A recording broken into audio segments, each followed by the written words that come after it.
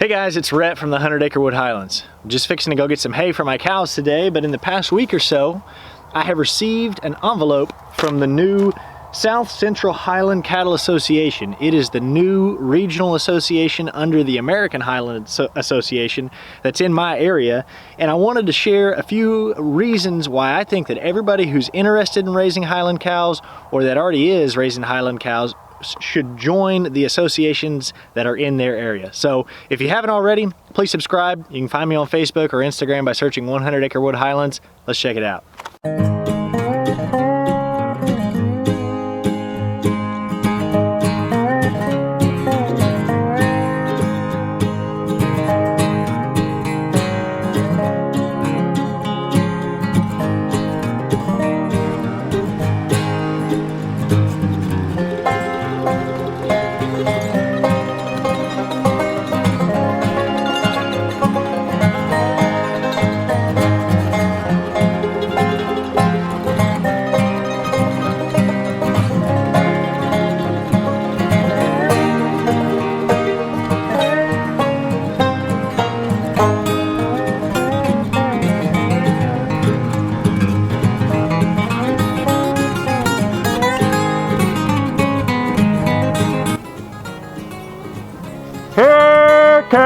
Here cows, come on, come on. I think I can hear him coming. Here cows, come on, here cows. I hear him crashing through the trees over there. Here cows, come on, come on, come on. Here they come on cows. Come on cows. There they are. Come on, get you some hay.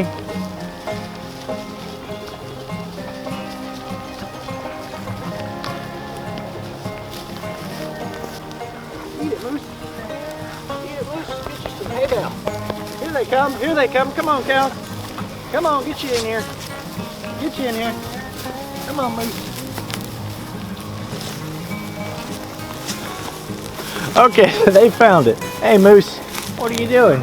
What are you doing, Moose? Get over there and eat that hay. Look at you, you got like hay all over your head there, calf. Hey, Pepper. Hey, Pepper. Get you some hay.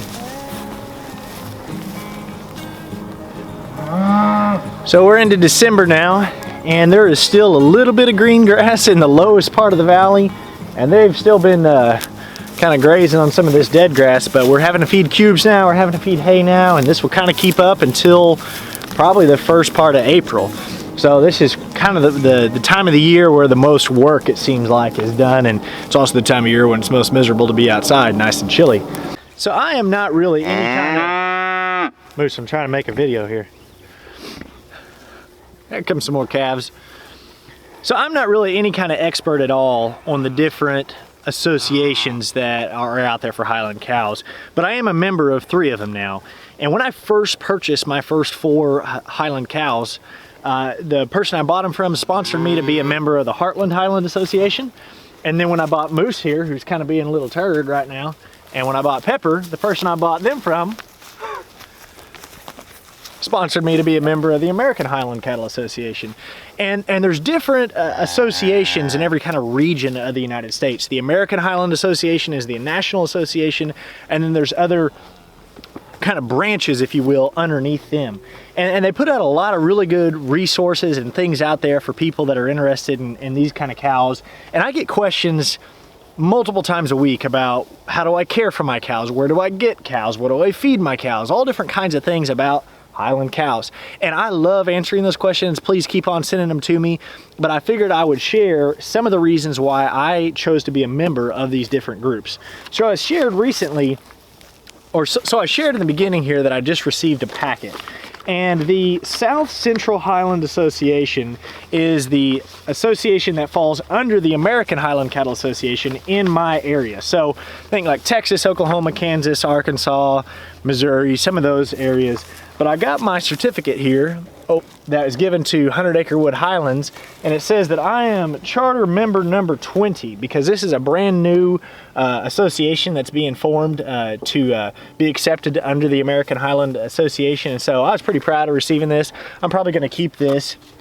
And this 3-ring binder here that I got my logo on, I keep all kinds of print resources and records about my cows. Moose, you just like being on video, don't you? You know, there's a big old hay bale right over there. You think I have cubes, don't you? There's no cubes today.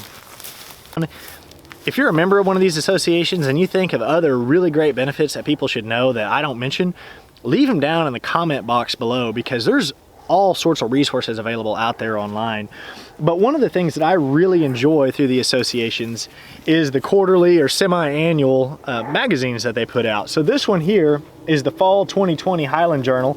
It's the journal that the Heartland Highland Association puts out, and I got the opportunity to contribute an article to it this time. It was the first time I've got to contribute to one of these journals, and I got to write about my experience with Highland cows and social media and how I've shared them through Facebook and Instagram and YouTube.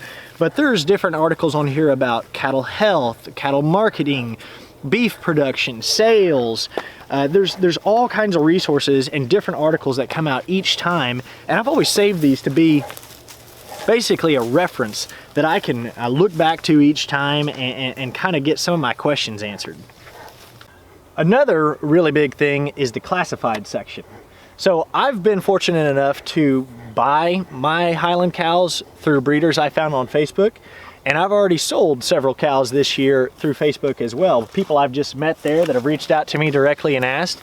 And we've decided to keep that little white heifer calf that was over there, but all the other heifer calves that were born on the farm this year, I've already taken deposits for. And hey, don't eat my magazine, cow. I've already taken deposits for, and they're gonna go on to new homes whenever they're old enough to wean. I've also sold a couple of bulls that were born last year on the farm, but each one of these associations on their website has a classified section that lists by state what's available for sale, when those cows were born, a description about those cows and the farm that they come from. And so it's a really great resource for people who are wanting to buy more cows to find out what's available in that area. And if you're a breeder yourself, listing the cows for sale on those classifieds is usually really, really inexpensive. And those websites get lots of hits each month of people that are searching for either information or cows for sale. Another reason that you should probably be a member of the different associations is that they host annual events, they host shows and sales. So I've only been members of these different associations for a little while now. I've only been raising this type of cow for a few years now, and because of COVID, I didn't get the opportunity to go this year because I didn't want to be around big groups of people if I didn't have to be. But that's one of my goals in the future, is to be able to go to these sales, go to these annual events, and meet and greet and network with other breeders. The Heartland Highland Association just had a sale in Kansas this past week, and had a phenomenal sale where the cows brought excellent prices for the breeders, and it's just an opportunity to bring your cows to market. Another big thing that the associations bring together is all the connections that you can make. So I've made several friends and connections and other people that I can reach out to and ask questions just because I'm a member of these different associations.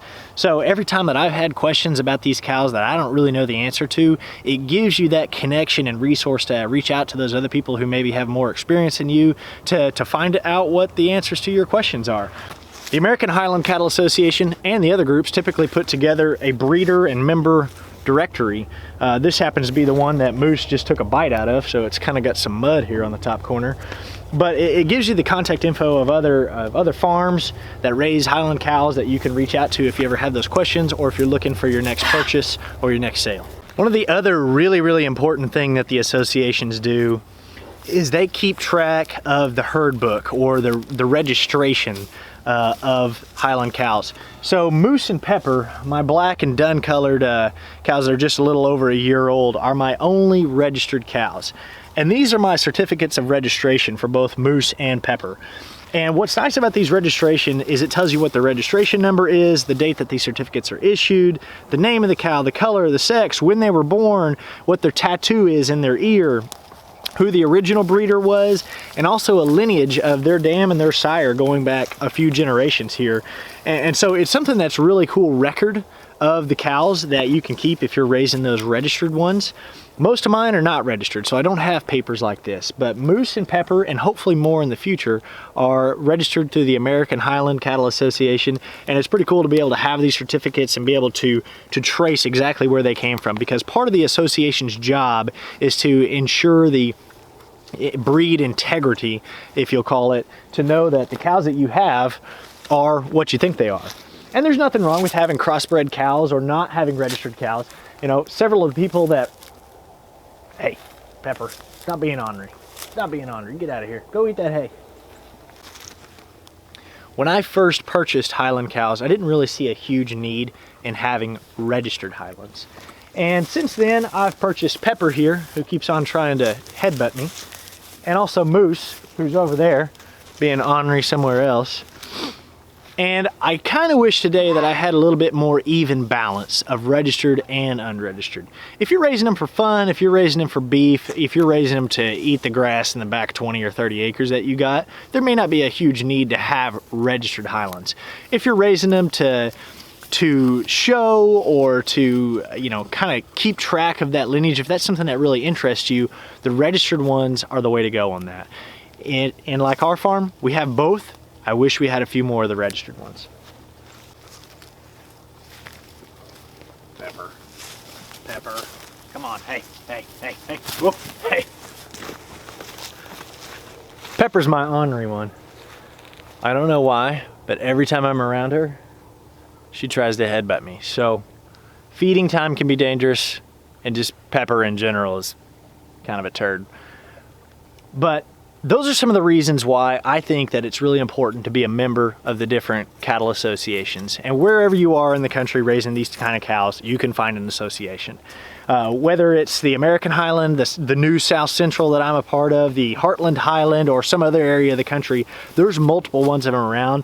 There's great resources for beef production and beef sales, the classified section for selling your cows or buying new ones, the registration process and record keeping that they facilitate, and the connection with other breeders through the shows and the sales and the annual events.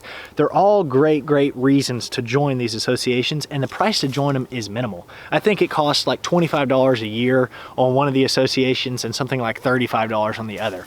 So it is not a huge cost to be a part of these, and they're... No, hey, hey. Turd.